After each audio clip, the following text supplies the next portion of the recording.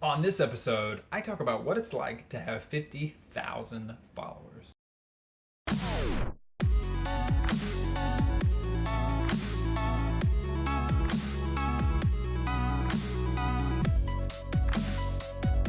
Hey everybody, and welcome to Finish Friday, the show that helps more creative people change more lives. I am your host, Todd B from Tennessee, and I created this show because on a scale of 1 to believing that I got to 50,000 followers, creating things is hard, and finishing those creative projects is even harder. So I have to be completely honest with you guys for a second.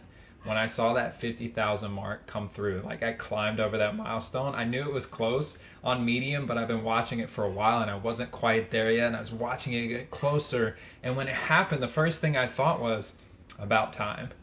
And that is the absolute wrong reaction because I acted like I am the only one driving this when in reality it's you who have gotten me there. So to everyone watching this show who came from Medium in the first place, drop me a comment down below. Thank you so much. And I want to talk to you in person and give you a big shout out for getting me across this huge milestone. And with that, in honor of the 50,000, let's get into today's topic.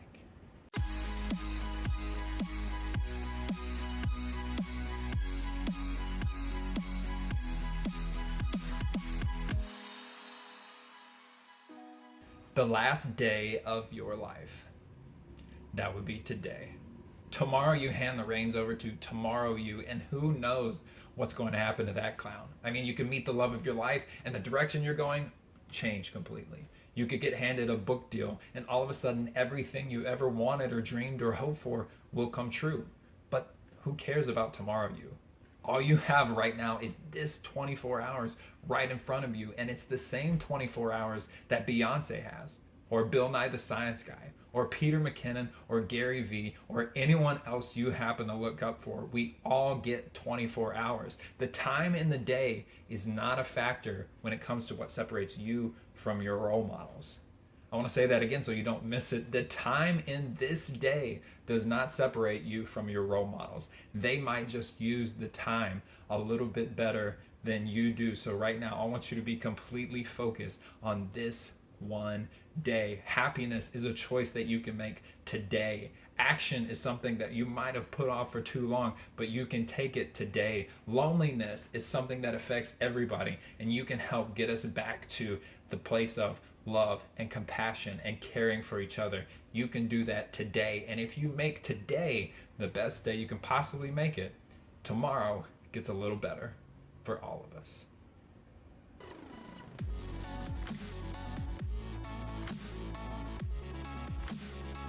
Right before I hit record, my wife Kate back there looked over here and she said, "Is that where you're filming?" I was like, "Yeah, this is where I'm filming." She's like, "You're changing angles again?" I'm like, "Yeah, I'm changing angles again, but I do have an evil plan. Stick around to the end of the show. I want you guys' feedback on something, and we'll get there in a minute." Today's question of the day. Got my little post-it note here. It comes from Richard Leslie. Richard asks, "My number one problem right now is too many interests, and some come too easily. Music is a siren call while writing suffers." Okay, so first, like, this is a big deal for all creative people, and I want to take the time to kind of unpack this, right? Because it's going to be helpful for everyone. The brain is naturally attracted to newness or novelty. So when we have a new idea or a new spark, or we see a different car on the road, that's immediately going to attract our attention. For creative people, it moves past that.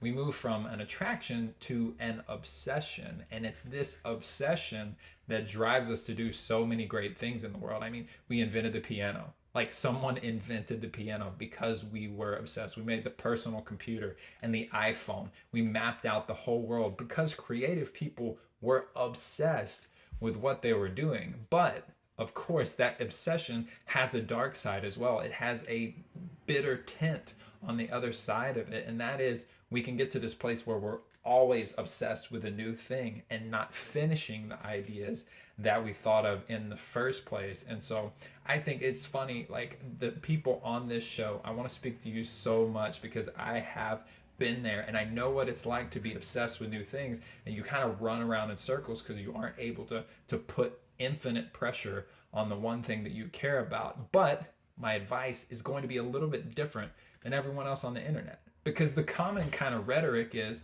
oh, you got to stick to your one thing and go all in on that one thing, or else you'll never be successful. And I want to flip that script, because for creative people, the spark is just as important as the grind. The spark is just as important as the grind. And so, my man Rich, I would definitely continue to explore those interests, but I would not spend too much time on what doesn't come naturally. I love golf, but I'm not going to drop everything to play golf when I know that my time can be better spent and better served on writing. So continue to explore those interests, but don't allow them to keep you running in circles.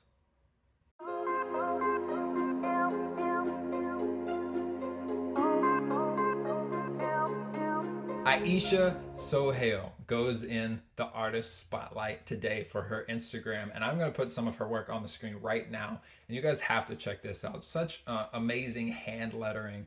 I'm so impressed. I don't know how she does this, honestly, because it's one of those things that like I can't get my head quite around. Like, that's probably why I turned to writing, because I don't have the patience or the steadiness of hand to do like drawn art or anything like that. And Aeysha, so much love. She found one of my posts, The Creative's Curse, which I'll of course link down below so you guys can check it out in its entirety. But I'm amazed by that. And let me know where I can get one of those cups if you're watching this right now. Everybody check out Aeysha's Instagram, where I will link down below. And that is it for episode 36. Thank you so much for watching, as always. Before you get out of here, let me hit you with today's Ask the Audience as it relates to the 3 angles on this show. I'm going to put them up on the screen right now, and you have to help me decide. First is angle 1, which I started the show on, the whole desk thing. We've got some interesting elements there going on. The second one I experimented with just for a couple episodes, but it was an interesting shift and I had to switch it up. And option 3, which you're watching right now. So comment down below and let me know 1, 2, or 3 is your favorite angle of me watching this show. Much love as always. Again, I'm Todd B from Tennessee. Don't forget to give this show a thumbs up if you liked it, and I will talk to you next week.